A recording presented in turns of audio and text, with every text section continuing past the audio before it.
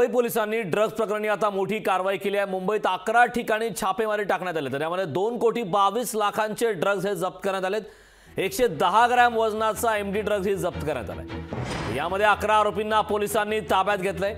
Mumbai police अंमली पदार्थ विरोधी पथकाच्या वतीनं ड्रग्ज प्रकरणात 11 ठिकाणी छापेमारी करत मोठी कारवाई करण्यात आली।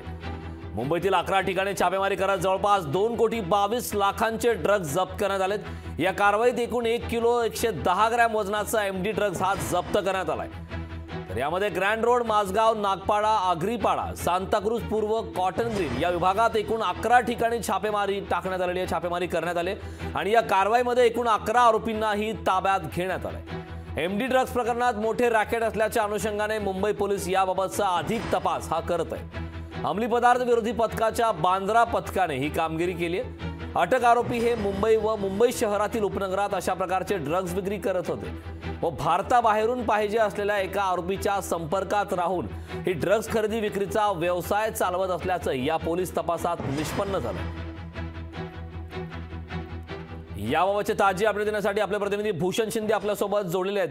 भूषण, अत्यंत महत्त्वाची आणि मोठी अपडेट आली आहे। मुंबई पोलिसांच्या वतीनं ड्रग्ज प्रकरणी आता मोठी कारवाई करण्यात आली। यामध्ये 11 जणांना ताब्यात घेण्यात आले। याबाबत सविस्तर काय सांगशील?